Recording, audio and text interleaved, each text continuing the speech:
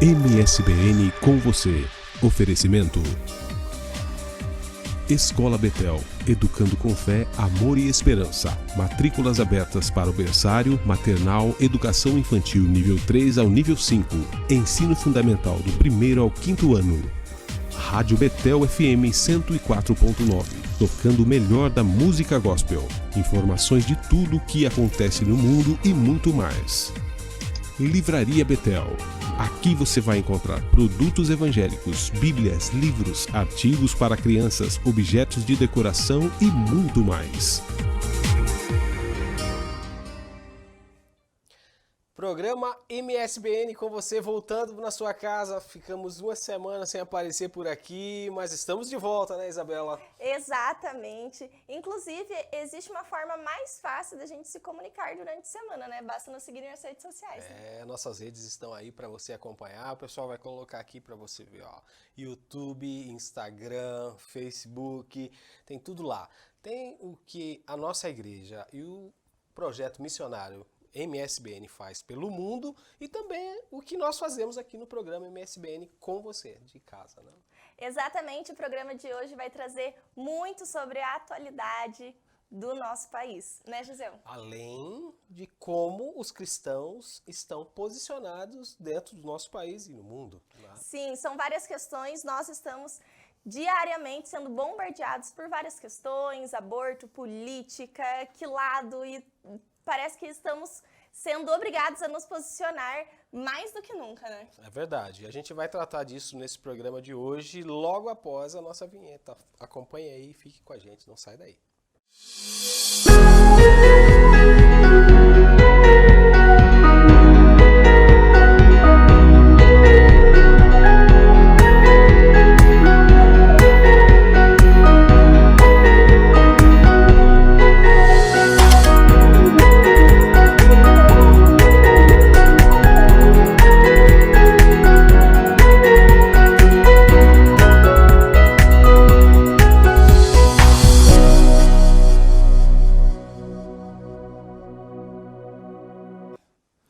Estamos de volta com o programa MSBN com você. Nós temos um convidado especial que vai bater um papo com a gente sobre os cristãos no Brasil, o cristianismo no Brasil, pelo mundo.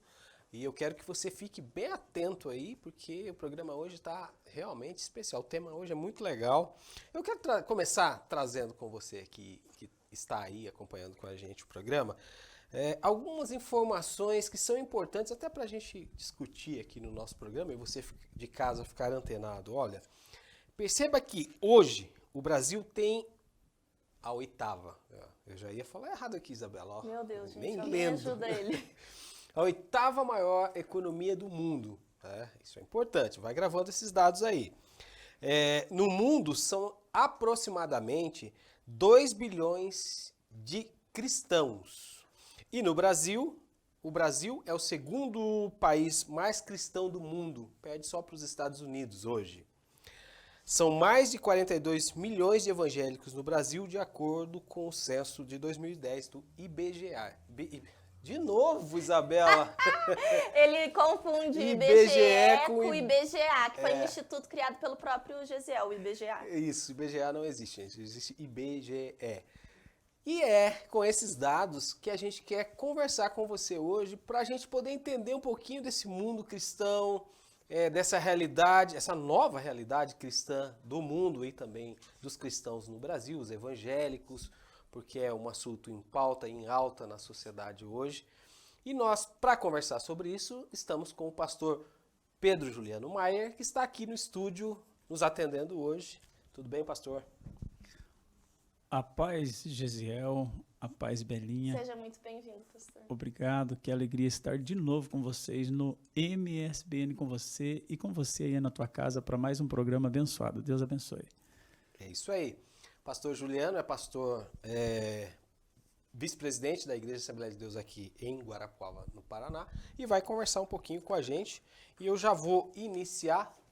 Você já tem a primeira pergunta? Eu não quero te cortar hoje, não, tá? É você. É eu mesmo? Fica à vontade, Gesiel. Deixa eu... Eu vou deixar um espaço aberto para você. Isso. Porque o Gesiel, geralmente, pessoal, para você que é a primeira vez que está assistindo o programa, O Gisel, ele geralmente me interrompe.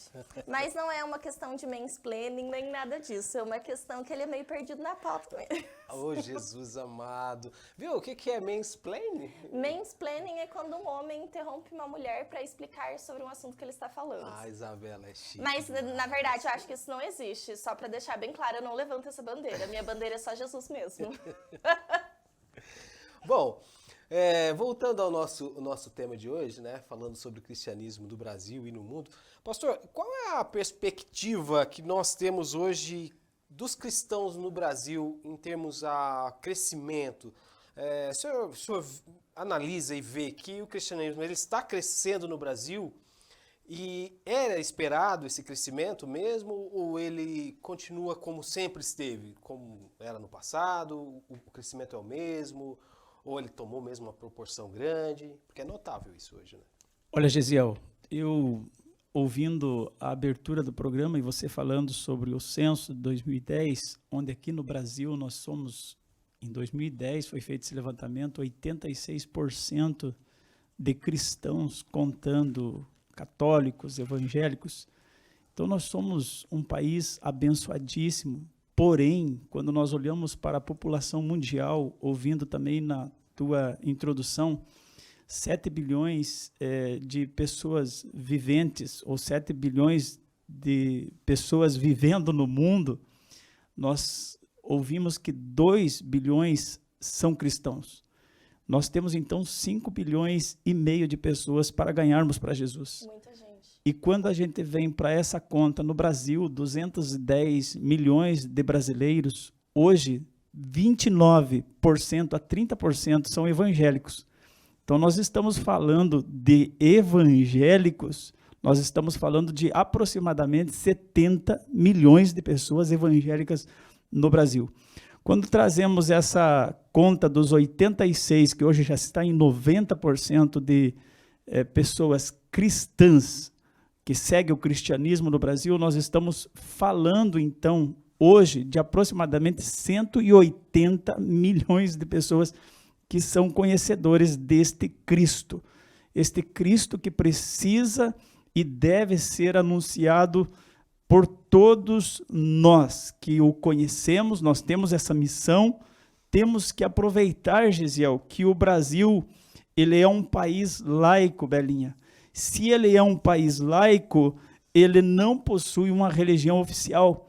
E com isso fica o campo todo aberto da evangelização para nós ganharmos mais pessoas para o reino de Deus. Pode-se dizer que é um cenário perfeito, né, para você levantar a bandeira de Jesus mesmo. O que precisamos é de coragem, entusiasmos, mais programas MSBN com você, mais pessoas engajadas com esse compromisso principal, que o tema do programa de vocês é aumentar o número de pessoas pertencentes ao cristianismo também, né?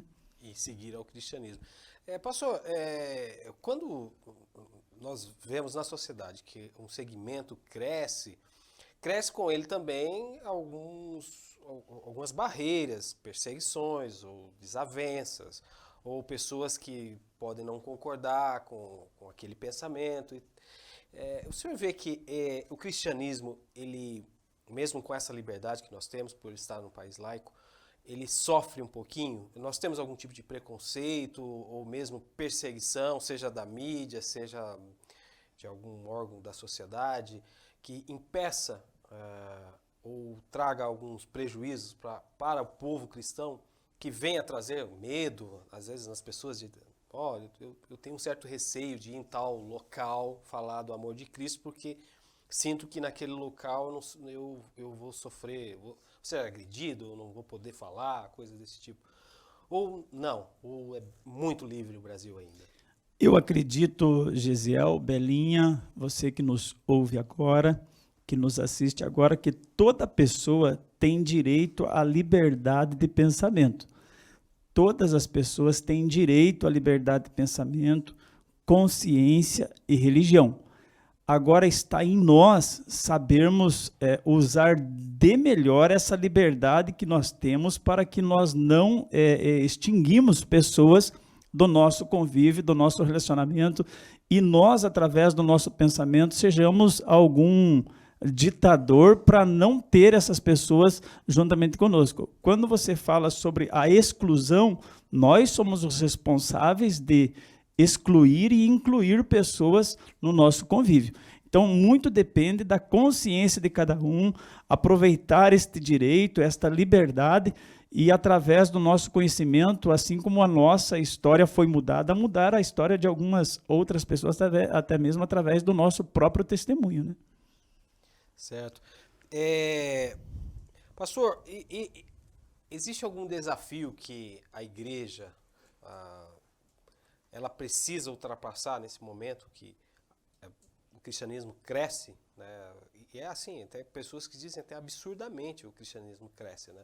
Se é algum desafio que a gente precisa ultrapassar, e eu digo até nessa questão assim, de preconceito, porque pode ser, né, que algumas pessoas dentro do cristianismo têm algum preconceito para quem não é cristão. Existe algo parecido que a gente precisa vencer, barreiras nesse sentido? Ou as barreiras são mais de fora para dentro do que de dentro para fora? As barreiras são dos dois lados. As barreiras são dos dois lados. Por isso nós precisamos, para vencer as barreiras, sermos de fato pequenos cristos, para através do nosso testemunho as pessoas vejam as boas obras em nós e glorifiquem o nosso Deus que está no céu. E através da nossa equidade, tem um texto na Bíblia que diz: seja a vossa equidade, o vosso comportamento notório de todos os homens. Através do nosso comportamento, a gente consegue romper algumas barreiras. Mas existem também barreiras do outro lado, aonde diz: e chegou o cristão, chegou o crentinho, né? Mas, às vezes, ou muitas das vezes, nós conseguimos, sem palavras, através dos nossos gestos e atitudes, praticando aquilo que recebemos, o verdadeiro cristianismo, com o nosso maior influenciador em dar bom testemunho e fazer coisas boas para o próximo, que é o próprio Cristo Jesus, nós conseguimos mudar e derrubar algumas destas muralhas, pegar esses materiais, fazer ponte e conseguir ir e vir e levar Cristo para estas outras Pastor, pessoas. só fazendo uma ponte entre um assunto e outro, você comentou sobre chegarmos em alguns ambientes, né? E também comentou sobre excluir ou não a pessoa do nosso cotidiano, da nossa vida. Mas como fazer o filtro de esse é o ambiente para eu estar, levando em consideração que a gente vive na Terra, né? Não só a gente não vive 24 horas aqui no templo da igreja, né, na parede da igreja. Então, como fazer o filtro de esse é um lugar para eu estar e essa é uma pessoa para eu conversar? Porque muitas pessoas levam em consideração: mas Jesus falava com prostituta, então por que todas as minhas amigas não podem ser prostituta? Jesus falava com ladrão, então por que eu não posso ter amizade com ladrão? Então, eu acredito que algumas pessoas levam muito isso ao pé da letra, né? Então, Jesus falava, fazer esse filtro é apresentar para eles o próprio Cristo.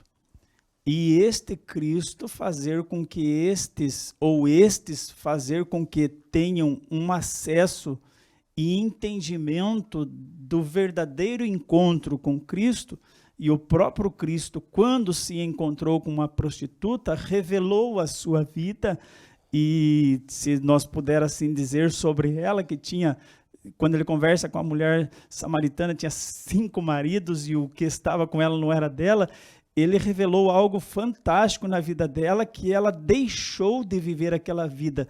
A gente precisa entender que pode até estar assistindo, quem sabe, uma prostituta, o programa agora. A partir do momento que você tem um encontro verdadeiro com o Senhor, esta barreira ela é quebrada e você deixará de seguir esta prática.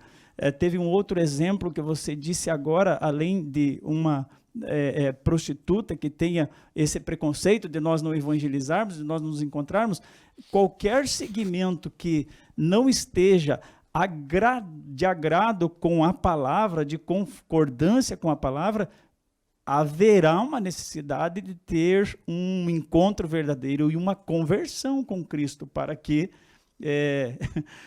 para que, senão, a gente vai viver só de encontros. Sim. Só de encontros. E a transformação em abundância não vem.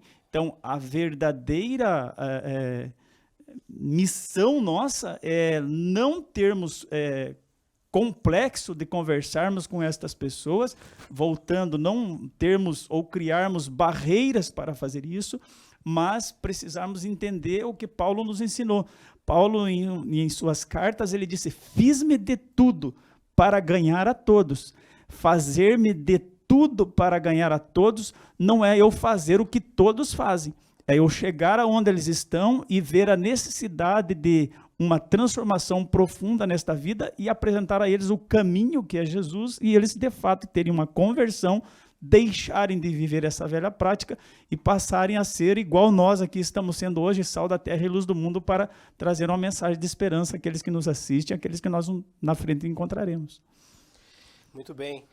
Pastor, trazendo um pouquinho a nossa realidade cristã e dos cristãos para esse momento que nós estamos atravessando, que é um momento importantíssimo do nosso país, que é um momento político, nós vemos que não é separar em dois lados, porque nós temos cristãos na direita e nós temos cristãos na esquerda, né? Então não é separar em dois lados, mas nós vemos que existe uma polarização de direita e esquerda e com uma tendência maior de cristãos dentro da direita, ou seguindo os ideais e o pensamento de direita. A pergunta que eu faço para o pastor é a seguinte: como fazer e como lidar e como a igreja lida com esse processo eleitoral, com as pessoas que seguem mesmo, né, o pessoal, as pessoas de esquerda, e como conciliar isso dentro da igreja, porque eu acredito que não deve ser muito fácil, né, você ter ali dentro pessoas com pensamentos políticos muito diferentes, seguindo o cristianismo, nesse Brasil e nesse momento político conturbado, e como a igreja tem lidado com toda essa situação hoje, nesse momento que a gente está atravessando. Nós vivemos um momento desafiador, mas lembrando do que falei há poucos minutos atrás, precisamos entender que toda pessoa tem direito à liberdade de pensamento. E a Belinha, ou você disse que temos um filtro. E nesse filtro nós orientamos para que as pessoas compreendam que os representantes que devem ser escolhidos ou são escolhidos, precisamos, como cristãos, usar a faculdade do Espírito. E as faculdades do Espírito é a consciência e a fé. Nós praticamos a fé e acreditamos que o melhor representante vai estar nos representando. Agora, nós precisamos usar a nossa consciência e ver que aquele que estará nos representando é o que está mais próximo ou quase bem alinhado com a palavra e os ensinamentos que o nosso Cristo deixou para nós nas Escrituras. Quando nós assim filtramos, nós vamos entender que fazemos parte daquela escolha para que a nossa nação, falando da nossa nação, não venha sofrer tanto. O que eu não posso é ficar em cima do muro. Ou eu tenho que escolher para um lado ou para o outro. Quando eu escolho, eu estou junto tomando essa decisão e eu já inicio dizendo que as pessoas não decidem por mim, mas eu me conscientizo que eu sou importante nessa decisão e não deixo os outros escolher para mim. Eu vou lá e dou a minha opção. Se a minha opção for a vitoriosa, valeu. Se ela não for, eu não fiquei em cima do muro deixando que as pessoas decidam por mim. Então é muito importante você, nesse momento conturbado como nós vivemos, nós temos consciência de que precisamos de representantes que nos apresentem o caminho da paz, que nos apresentem o caminho da vida, que nos apresentem o caminho da liberdade. E nesse quesito, é muito importante nós também frisarmos que Quando nós não usamos estas faculdades do Espírito, ficamos em numa outra porcentagem de pessoas. Decidam por mim. Espera aí, quando nós lemos Romanos, capítulo de número 13, vai nos falar que toda a autoridade é constituída por Deus. E nós, cristãos, falando sobre o cristianismo, temos a mente de Cristo. E como temos a mente de Cristo, nós vamos, com certeza, escolher a melhor opção, o melhor caminho, e vamos ter vitória na nossa escolha. Muito bem. Nós vamos falar de aborto, de casamento, de divórcio, de homossexualidade e mais outros assuntos no segundo bloco. Então, você viu que o assunto aqui está quente hoje. Eu vou chamar o intervalo e a gente já volta com tudo isso e muito mais para você.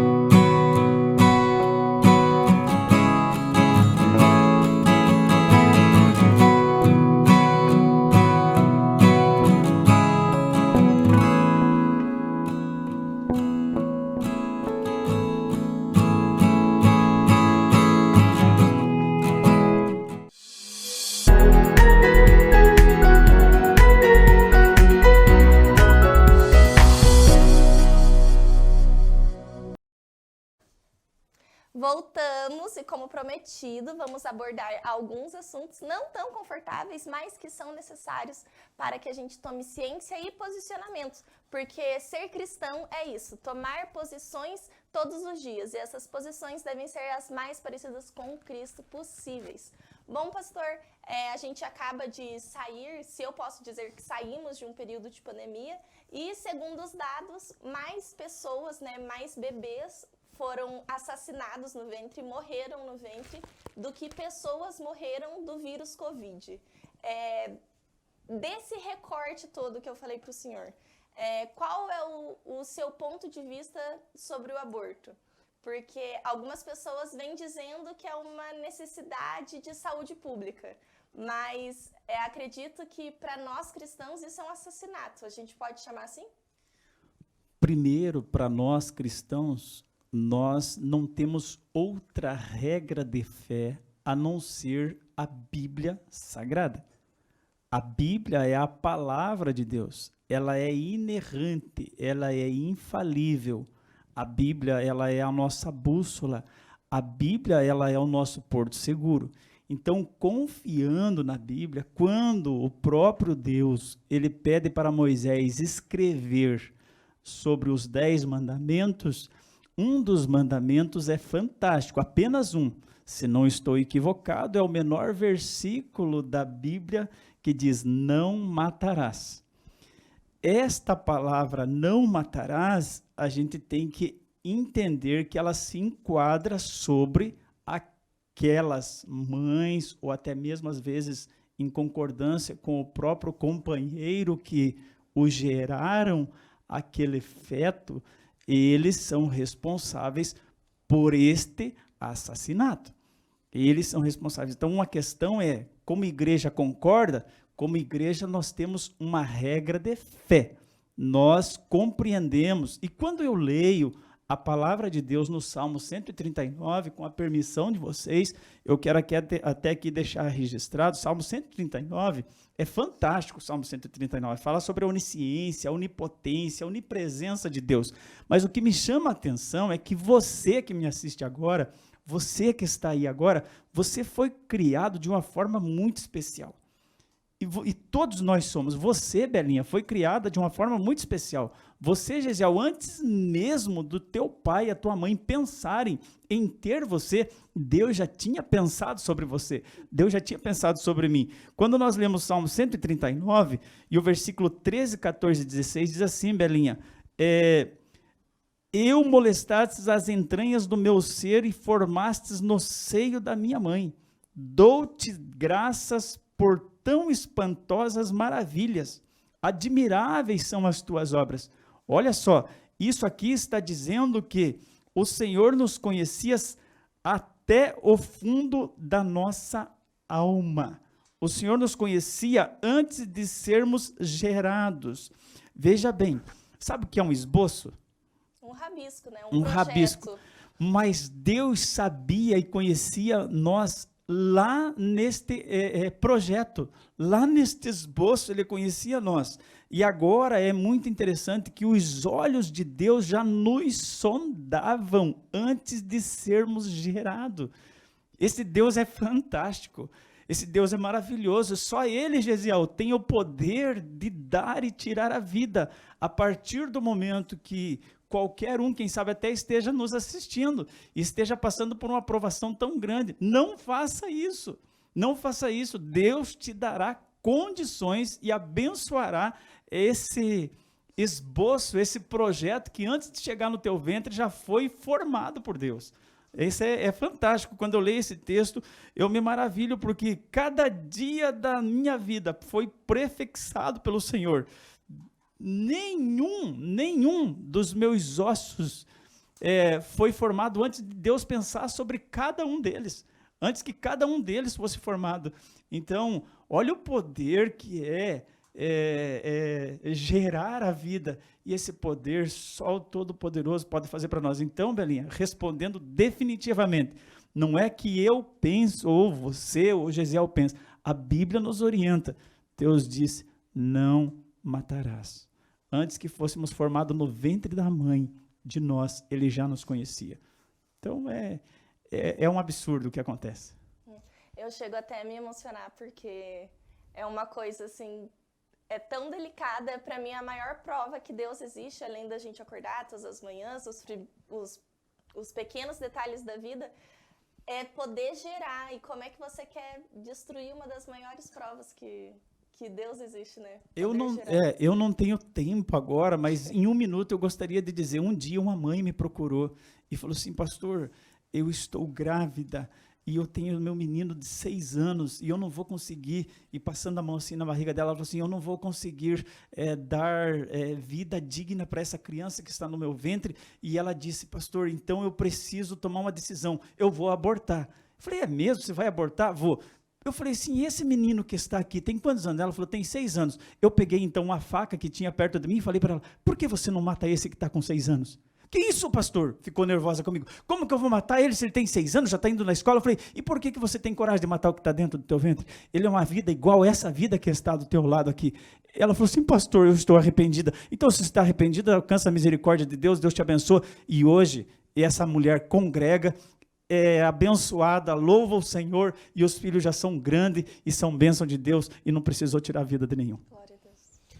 Glórias a Deus por isso. Gente, a gente poderia, e nós vamos deixar alguns assuntos sem ser abordados, porque nós Vamos fazer uma parte 2. vamos ter que fazer uma segunda parte do nosso bate-papo quente aqui, para um próximo programa, porque o diretor já puxou minha orelha aqui, não vou poder continuar, mas eu quero pedir ao pastor Juliano que volte uma próxima oportunidade para a gente continuar esse bate-papo aí, conversando sobre assuntos que são importantes para a nossa igreja, para o nosso segmento cristão, né, nesses dias que a gente está vivendo, e para você que também tem curiosidade em saber como a igreja pensa em vários outros temas do mundo.